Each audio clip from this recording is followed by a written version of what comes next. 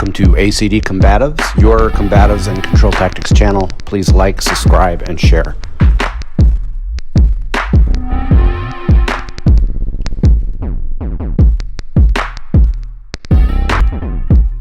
Hey guys, Coach Kurt here again. So one more video concerning the old versus the new, or classic or traditional jiu-jitsu, your Japanese jiu-jitsu, your Aikido, your Aiki jiu-jitsu, your Korean Hapkido versus modern variants like Brazilian jiu-jitsu or reality-based martial arts. Here you see, I think this is from the 60s in Japan. You have some very classical Aikido. These are warm-ups that I've done before. Now, you know, I come from a Hapkido background, but I've done a lot of cross-training in Aikido over the years, primarily because you go to seminars and stuff. There's not a lot of Hapkido. Now, this is a Tenkan turn or Tenkin versus a Yorimi entering variant. Now, guys, you're like, well, what is the point of this? I have actually used this. I remember in basic training when we were doing Pugil Stick, the guy thrusted at me. I did a Tenkin turn, and I spun around him, went around his energy, and I hit him in the back of the head with the Pugil Stick and knocked him out. So kind of a practical point of view. I want to point something out. See that Aikido instructor's forearms. This is decades of him probably doing this type of motion. Those things look like iron. They're very strong. But this is him teaching off balancing or entering or blending, getting up underneath the uke's strength and then blending with it and taking him down. And I will show you a variation of this, me teaching it to a training partner, not nearly as sophisticated as this gentleman because I come from Hapkido. It's been called the ugly cousin to Aikido. Aikido and Hapkido are very similar, some of the same roots of Aiki Jiu-Jitsu, but Hapkido looks more like a blend of Japanese Jiu-Jitsu and Aikido, and definitely you recognize a lot of the kicking that you would see in Korean martial arts in general. Not as much as Taekwondo, but definitely kick heavy. But here you see him using a kazushi or getting up underneath the balance or manipulating the uke to go a certain way and then putting him in a position of manipulation where he can take him down. It's hard to explain it. It looks magical. Guys, I know you're saying, well, this crap doesn't work in reality. And I left this in on purpose because it's Kenjutsu or Aiki-Ken, a lot of slicing and cutting motions in Aikido and Hapkido. But guys, in 26 years of police work, I have extensively used my Hapkido joint locks and joint manipulation similar to these techniques on the street against real opponents. If in the right context it is applied, it absolutely will work. And a lot of it has to do with the school you train at and your training partners that you train with and how much you apply it to real resisting opponents versus just going through the steps. We're going to cut really quickly here to me training similar Aiki or Hapki methods with my training partner. Here he is pinning the bigger opponent on the ground. We'll go into some ground stuff later on and how it applies to these techniques. Here we go. We're going to cut into the other video. I'm going to step to the outside. Go ahead and let go for a second. I've got one of those magic 8 balls in my hand. Like, what is, I'm going to shake it and see what you know, those stupid things from the 70s. Yeah. So I've got it. Let's see what I'm going to do with my wrist. See this rounding motion? Yeah. Oh, that's simple. Now, that's the entering throw. This is a drill to teach sensitivity. In the street, use your Krav Maga. This, I'm going to show you, teaches sensitivity beyond what you're learning in just basic Krav. Okay. So go ahead and like really tight with both hands actually. And I want you to feel what I'm going to try to do to you. See if you feel what I'm doing to you? I'm I'm actually just jamming you into yourself, and then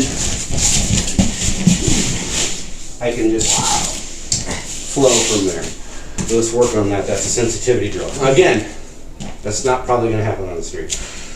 I just truly want you to understand this is sensitivity training. Grab my hand again. Krav. Realistic, to the point. Now that you've been practicing Krav for a while, I want you to work on the sensitivity. So grab my hand again. I'm going to like magic 8-ball, like I'm trying to look at it, getting down in here. I'm trying to find, I'm not even going to take you down, I'm just getting to the outside. So I'm going to do that to you. Okay. And I want you to just feel, you might even close your eyes. That's it, right? Yeah.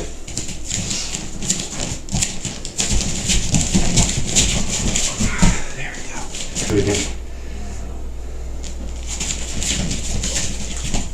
Yeah, there you go. But that is completely sensitivity because Yeah. you can almost, Depending on which, and then here I'll go and grab both hands.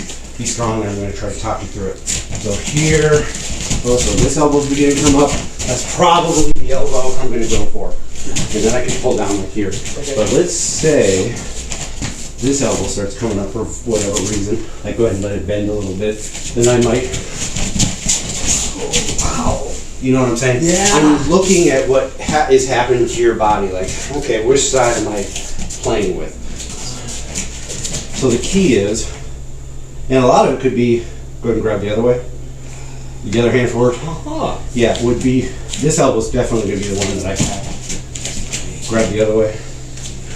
Maybe that elbow just became. This is, again, not going to happen on the street. yes. No, sensitivity. Sensitivity. This sensitivity drills, go ahead and grab my hand again, will help you with basic Krav. Because I already dropped down low like that. A lot of Krav schools teach people to just bend over and pull it up. That's not wrong. It works. It obviously works. It's been since 1948, I think Krav is officially became a martial art. It works. But this works for so many other options. If you like, go ahead and grab really strong, really strong. You were so strong, I said, I'm not even going to mess with the regular pull. Because you were so strong, your head started coming forward. So I was like, oh. And now, I could maybe get into the seatbelt position or what have you. Okay, so that was your classic or traditional Aiki or Hapki method. You see the wrist locks and the joint manipulation. This would be your traditional or classic Jiu-Jitsu, Taiho Jitsu, more of a Japanese flavor to it. Some old, early 1900s and maybe even late 1800s video of two dudes doing Jiu-Jitsu, and I like how he's incorporating a temiwaza or strikes when appropriate, and I like how he uses the clothing against his opponent. People say, oh, no gi is better than gi. That's something you hear in jiu-jitsu, Brazilian jiu-jitsu circles when it comes to self-defense. I disagree. I see a perfect example right there. He used his jacket where in traditional Brazilian jiu-jitsu or classical modern jiu-jitsu, you would use the gi instead of the jacket. But you see how this would translate to the street. Now, you can see that it's a little bit more rough and tumble than what you would see in maybe a modern classic Japanese school. And the groundwork isn't nearly sophisticated, or the niwaza, and that's where judo became a thing. And then later on, Brazilian jiu-jitsu coming from judo, the niwaza or the groundwork became much more sophisticated. And that's where I love to borrow from Brazilian jiu-jitsu and catch wrestling for my modern Taiho jitsu or modern control tactics. And I will cut to me training these techniques. This is positional control. This is me training with my partner. His duty was to not cooperate. He wasn't necessarily using jiu-jitsu or trained grappling, because we've been training grappling for a while. when we shot this. It was him saying, I'm going to resist like someone might try to resist on the street, not cooperate with me whatsoever. And my job was to gain positional control for handcuffing. And that's basically what this is. See, now he was going to cooperate, and then he decided, no, I'm not going to cooperate. I've got his other hand behind his back, but a lot of times people realize the police officer isn't going to break his shoulder or anything. They are just going to control him. Here's a good example where I'm doing a come along like you would see in law enforcement. He pulls away. I go with the energy. I take his back, and I take him down to the ground, and I'm doing positional control. This is where I think your Brazilian Jiu-Jitsu or your catch wrestling or similar styles of grappling, modern grappling,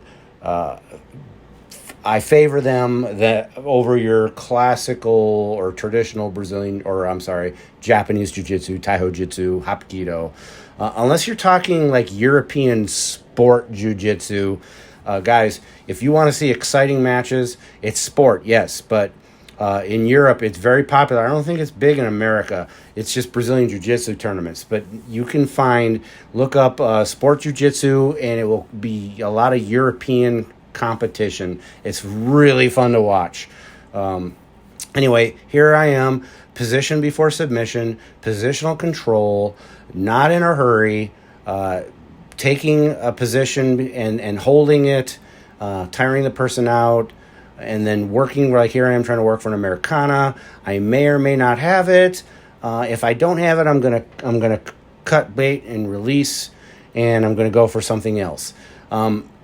This is what I incorporate into my control tactics, or what I teach now for control tactics, which I think is better suited for modern Taiho Jitsu or modern control tactics. This is what you will not find in most traditional Japanese Jiu-Jitsu schools. I'm not saying it doesn't exist. It's just, generally speaking, this is where the new outweighs the old. Please understand, I'm not saying that one is better than the other. I'm saying take it in context. Your older traditional martial arts in general, doesn't even have to be traditional Japanese Jiu-Jitsu or Hapkido or Taiho Jitsu or Aikido or Aiki Jiu-Jitsu. I could go on. All have very strong training points, and you shouldn't completely abandon any of it. I think it's super important to train it all. But here's another example of modern Brazilian Jiu-Jitsu. I am doing positional control and a mount. I'm doing like a little contact strikes, nothing solid, just enough to get his arms up to block his face so I can put his arm down and put him in an Americana. Now, this Americana is like peanut butter and jelly into handcuffing. Here I am going to Americana. Here I am going into a handcuffing technique. I've actually played with this in Brazilian Jiu-Jitsu when rolling with people that aren't as good, just to see how it would work on the street. This wouldn't work on a blue belt or above, generally speaking. Maybe I'll catch them on a bad day, but I doubt it. But this works phenomenal on the street against an untrained opponent. These are great niwaza or ground control methods for modern control tactics, modern Hapkido, modern Jiu-Jitsu, modern Taiho Jitsu. Whatever it is you train, a rose by any name is still a rose. This is what I favor. Here I am showing another variation. I've got the person on their belly, and I transfer to a back mount. Now remember, in a lot of modern control tactics, we're not allowed to choke, so I favor the gift wrap position. I take full back mount, or maybe his hands are under his chest. I've had bad guys like try to hide their hands. So you destabilize the head. I'm not striking the head. I'm just unstabilizing it, making his spine out of alignment, and I scoop the hands out into a handcuffing position. This is better than your classical Aiki Jiu-Jitsu type pinning motions, because this is where your modern Taiho Jitsu or modern control tactics needs to go, into handcuffing. All right, guys, I beat a dead horse. Everybody like, subscribe, and share. Everybody take care and stay safe. Let's roll. Hey, let's be careful out.